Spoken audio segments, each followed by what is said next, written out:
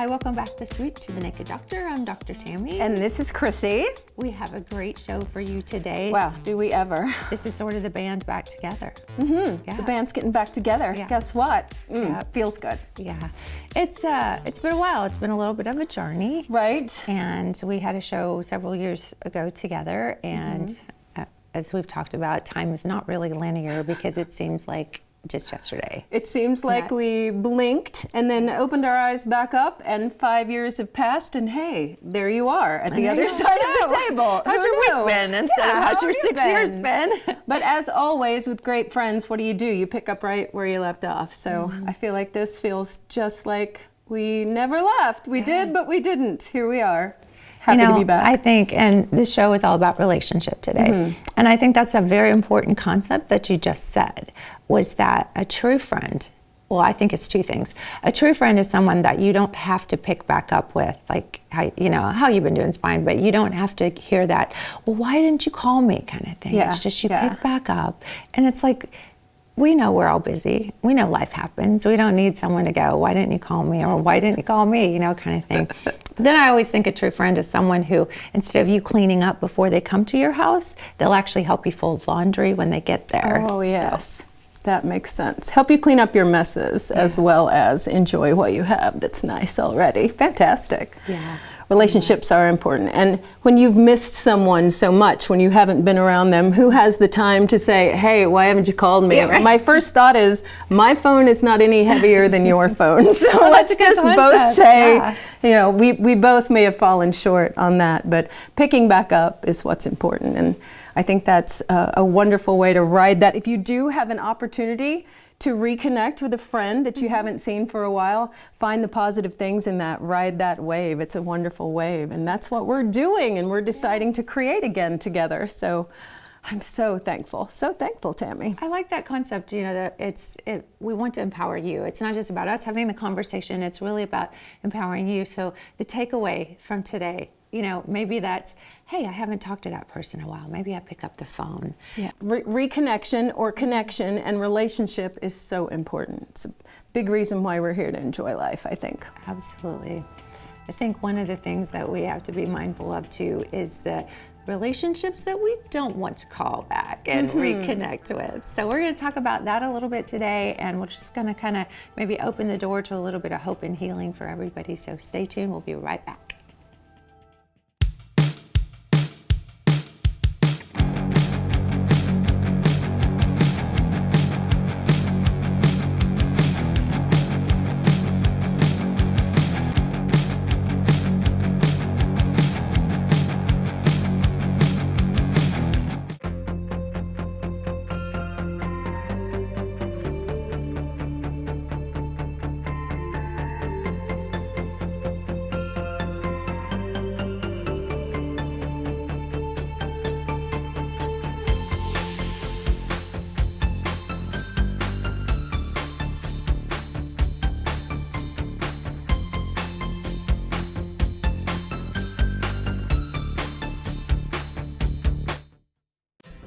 I was so excited for Ryder to get home and try this flavor because I knew he would love it. The fruits and greens. It's strawberry and kiwi flavored. He throws it in a glass. He loves this little stir. It creates a tornado. It's all about the fun. Fruits, veggies, fun. Hello, let's do it.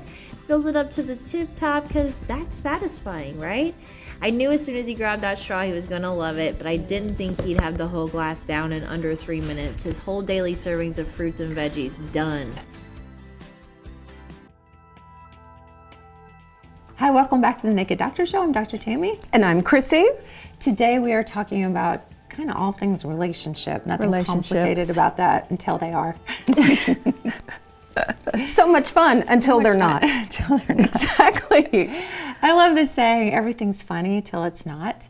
Because I think, it's like, or it's funny after it's not. It's kind of like it wasn't funny at one time, but then you can go back and laugh at it. Yes. And so you kind of have to look at it kind of both situational, about that wasn't that funny, but how we all kind of do that thing where after the fact later we're like, That was pretty funny. That was pretty funny. Oh, I never diffuse tension with humor.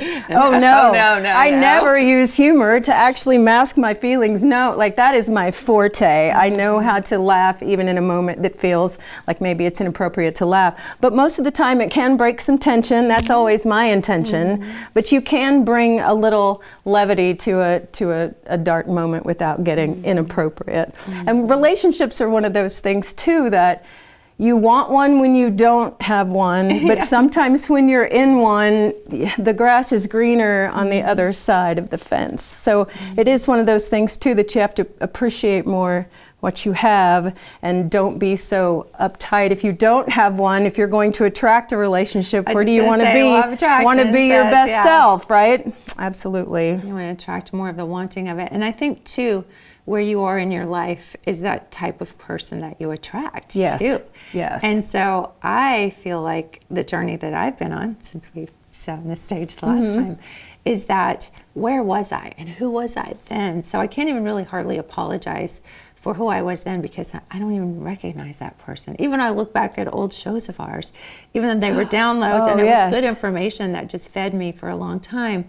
It's just I look back and I think of some of the things I said and the support I had for some of the people in my life that were not only toxic but downright dangerous, you know? And for the longest time, I not only made excuses for them, but I made excuses for myself. And so now part of that's just taking accountability. So I guess we could really call this segment accountability in relationship too. Accountability in relationship, yes. Who are you coming to the relationship? And in some of the interactions that I've had when I counsel friends and family, my thought is you don't want to be a hot mess or you're going to attract a hot mess. Yes. And once you find yourself in a relationship that's becoming a hot mess, you have to look at, there's a mirror here to show me maybe what I'm not coming to the table as 100% myself. Yeah. So yeah, it's a mirror of yourself, but also right, you want to have the partner that's best for you, that complements you, isn't just a carbon copy of you either. I've come to learn that compatibility is everything. Yeah. They say opposites attract. Well, that may well be when you need contrast in your life. But when you're just at that point where you're like, I just want peace, I love your term, flow, ease, then compatibility is everything because you want someone who mirrors you and almost thinks that thought ahead of you before you've even thought it. And compatibility is everything. That's the journey, I think, is to kind of come to the table in relationships. And it's kind of like we kind of move towards romantic relationships when we talk about relationships. But that can be siblings. Work. That can be work. It can be anywhere that you're experiencing relationships. And sometimes because of these situations like work, you're more stuck than you are in a romantic relationship because you're spending 8+ hours a day with someone that, oh gosh, if you can't get along with that person. And with your parent, oh my gosh, or a sibling, you know, all those kinds of things really play in because that old saying, blood's thicker than water, but it's like there is just that unspoken obligation to family. And I think that family, coworkers, that should be a choice. Even romantic relationships should be a choice that you make every day, not an obligation. Right. The commitment is the choice. But the love is always underlying there, but that doesn't mean that you are beholden to me for everything that I need. No, and I understand that sometimes that automatically comes with family is that feeling of obligation. And some of us are learning to shed that too. Guilt has been used as part of that. To say, oh, you know, I'm part of your family, you should do this for me. And we're learning how to take that off and to make really nice, strong decisions from a clear standpoint, not from an obligation or a guilt standpoint. And family, of course we love family, but we don't have to take extra pain just because we're related to someone. No. I think the hardest thing that I see in my practice is when patients are, you know, we do a lot of cannabis in our practice, and so it works great for medicine, and, you know, I never want to numb them, but the same thing with pharmaceuticals like antidepressants, you know, it's just, you've got to get in your feelings. You just have to. There's no way around it. And so a lot of times I think it's hard when I hear them say, but I'm in this situation where I was abused by a parent. And then it's like that sort of conflict of loving that parent because we feel like we're supposed to love a parent or loving someone in our, you know, extended family. because you're supposed to love them, but they have abused you in sometimes the most horrendous kinds of ways. And I even think that one of the most painful abuses is neglect. Oh. And, that's just a hard thing, because then it kind of brings up all those self-love and, worthiness, and am I good enough? And seeking that care and love desperately from someone, something throughout your life. How far can you chase that to be good enough? And that's a big thing about relationships too, is forgiveness. How do you reach in, how do you define forgiveness? Because you can't say, well, it's okay that you did those things to me. But I can inside say, I understand that there was unhealed in you that was causing damage to me, but it's okay for me to heal, whether you're into it or not. You don't have to be into it. I can get better, and then I'll make the decision where our relationship goes. Sometimes that's just called bless and release. I love you. Oh, yes. I can I recognize love you. I can let you go, but I don't you. have to take this anymore. But bye-bye. Speaking of bye-bye, we're going to take a little break, and we're going to be right back. When I was about 50 years old, I started gaining weight. I never suspected hormones. I didn't know what it was. I tried to cut back on eating. That really didn't work. And when I was about 58, I came home from work one day, and my husband had watched Dr. Tammy on television. He had never watched her before, and was telling me about hormones and what she was talking about and how it played into weight gain, and suggested that I visit her. And that was August 2020, and I did. And we did some blood work and she determined some hormonal issues and what we could try and what we needed to do. And I tried that. And along with her carb melt, I took that. And that was August 2020. And today, almost 2 years later, I have lost 27 pounds. And I feel great. I get compliments. People ask me, what did you do? And I always tell them about Dr. Tammy and the hormones and the carb melt. It seemed to be very effective for me. And I followed her diet plan. She had a small diet plan that I could follow, and I did. And I'm very happy. It's worked out great.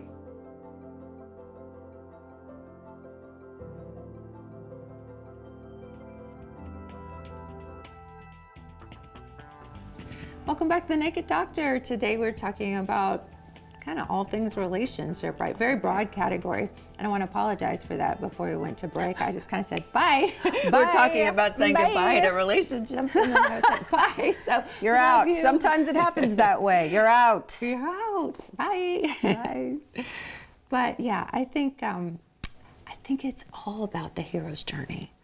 We as humans are the hero's journey. I think that's what we're here to do. I mean, I don't know what the infinite consists of, or what is after this, or what's present right now on the other side of this, or what is present with us. I mean, going all these woo-woo spiritual things, right? Right. But we're here to experience contrast. I always say, you would not go to a movie to watch somebody sit on the beach with their toes in the sand and the water rush up on their legs for 2 hours. No, that would be a waste of time. How boring would that be? I'd have bought my popcorn and been like, cool, at the beach. I've been trying to figure out what beach that was, where they're at Fiji, and then I'd be like 2 minutes in, I'd be, is this all there is?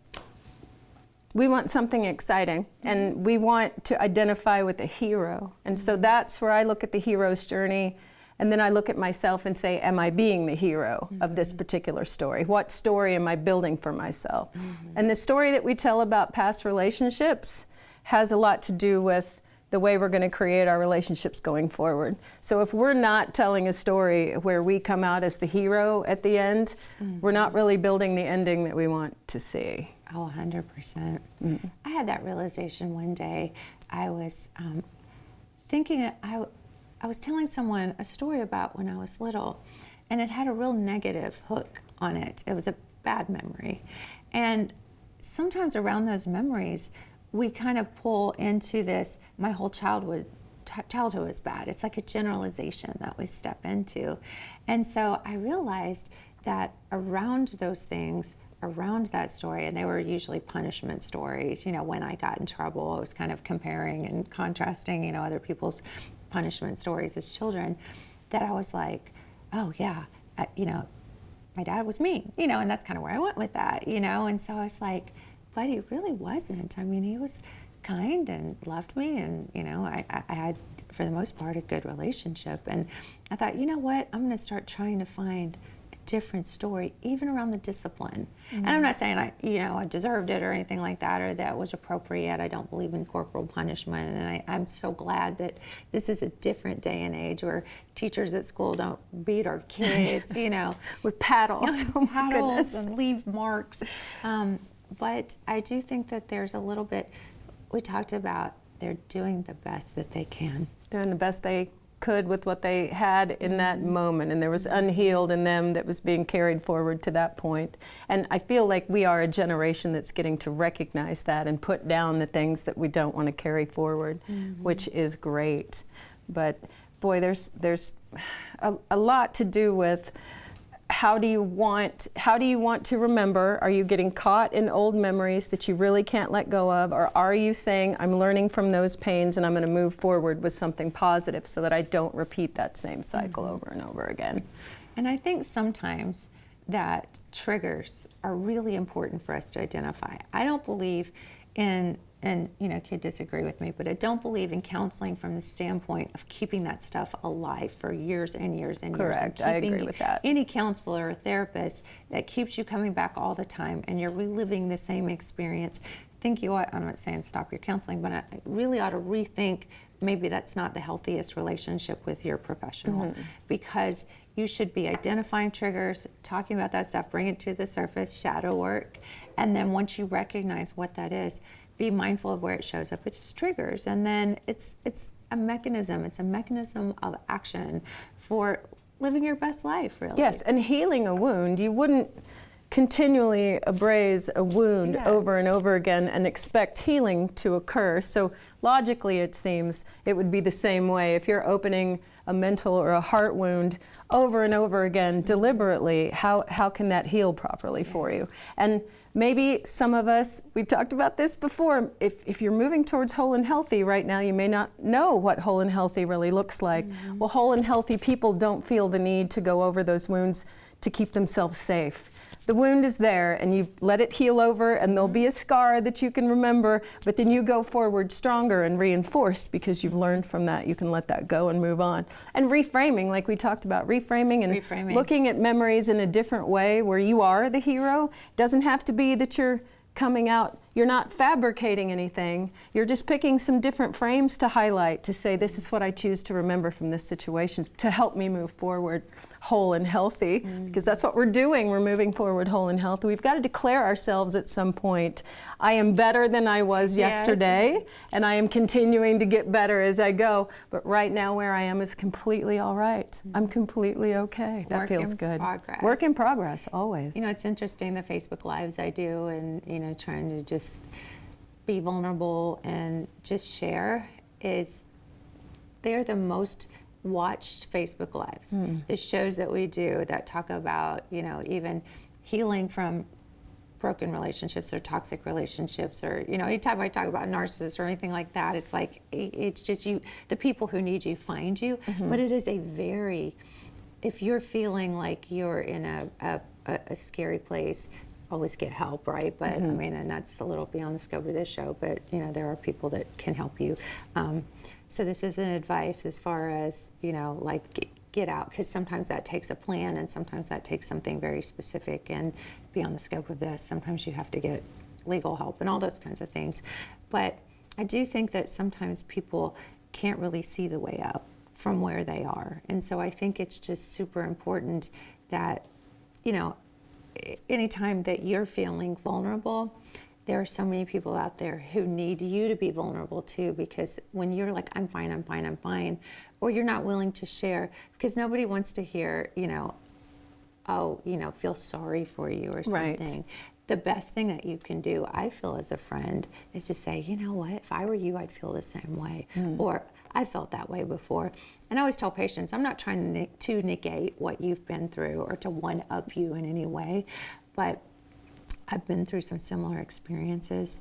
It broke my heart. I felt awful. I felt dark, deep despair, you know, and so I can relate. I can identify with what you're feeling right now, and I can show you from another perspective. Let's say that I've moved past that. I can say, I understand what it feels like once you're on the other side of it as well, and it's so much better. Like, you just let them know, I realize you're hurting now, but because of what I've experienced, I can tell you, it gets better. You feel better. You do better. Yeah. You're always getting better. I think that's what grief support groups do for you too. Yes. Like, you've just experienced this devastating thing, and they're there to say there is hope on the other side. Yeah.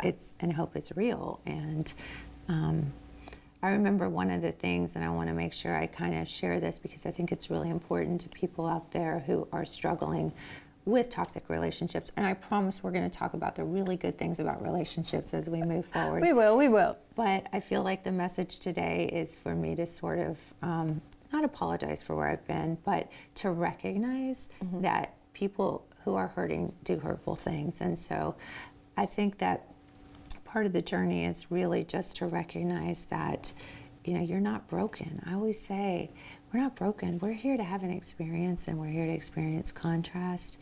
And, you know, I think the biggest thing is just to, what can you take away from it? I think of it like the crash scene, you know, the black box review. Right. What's Like, important and happened? what needs to be left. What do you take What away is of from it? worth and what is no longer of worth? Don't be carrying a lot of burnt up hulls of things that you no longer need, that are not of any value to you and will only weigh you down in your future. Wow, that's a wonderful metaphor. You just keep taking it. And really look at what's important for me to take. The black box may be the record of what happened. You may even need to only take part of that black box, right? And then move forward with what you know is going to be the best for you, and not worry about that, not constantly go back to it. Of course, take the things apart that need to be taken apart and fix what needs to be fixed. But at some point, you declare yourself the hero and you continue to move on to the next amazing journey. Yeah, I think the vulnerability of also recognizing where you're not taking accountability, because people will swoop in, whether that's financially, whether that's, you know, whether you're the hero, you don't need to be rescued. You are the hero. And as soon as you start recognizing that, then that kind of moves that space out for people to try to rescue you, because that never turns out well. No. Never. Okay, they're saying it's time for a little break. We're going to take a little break, and we'll be right back with Naked Doctor. So honestly, they keep me level. I feel good.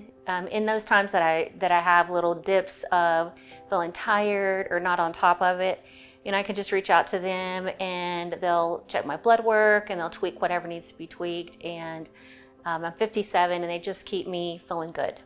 They offer so many services that helps me and my entire family. But you know, sometimes I just feel ran down and I can call and say, hey, you know, here's what I'm feeling. Again, they'll check my blood work, and today I'm just getting an IV that's got some vitamin C and some vitamins just to help me, you know, feel better through the allergy season and just have some more energy.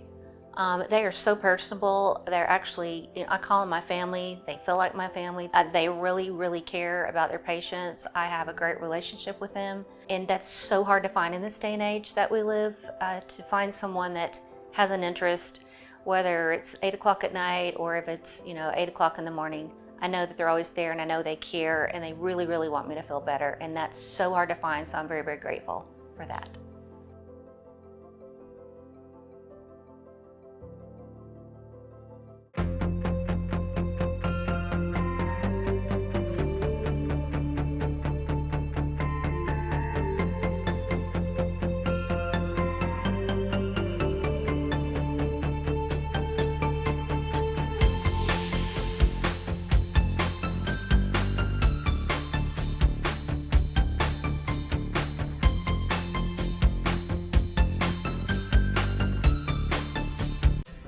I was so excited for Ryder to get home and try this flavor because I knew he would love it. The fruits and greens. It's strawberry and kiwi flavored. He throws it in a glass. He loves this little stir. It creates a tornado. It's all about the fun. Fruits, veggies, fun. Hello, let's do it. Fills it up to the tip top because that's satisfying, right? I knew as soon as he grabbed that straw he was going to love it, but I didn't think he'd have the whole glass down in under 3 minutes. His whole daily servings of fruits and veggies done. Hi, welcome back. Today we are talking about Relationships. And being a little transparent and vulnerable, that even the nicest people, sometimes because you are the nicest people, you do get taken advantage of. And they are, like you say, they learn the ways of manipulation and they learn how to get up under the hood and make us do the things they want us to do. Mm-hmm. But we want to leave you with what is a healthy relationship too. And so if anything you've taken away from today is, how do you know that? How do you know that? How do you trust your gut again, Tammy? If you feel like your gut has failed you, how do you trust your gut? Yeah.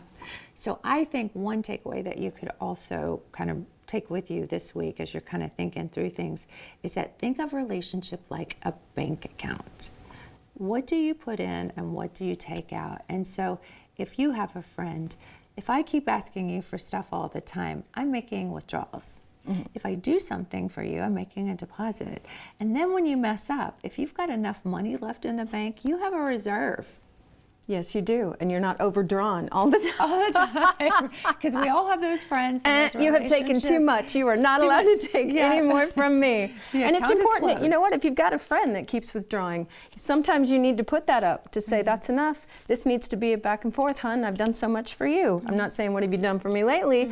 But hey, let's touch base and see what's going on. You don't want to be too needy, and you don't want to be too givey. Yeah. You want that balance for sure. So sometimes you got to close a bank account. That's okay. That's okay.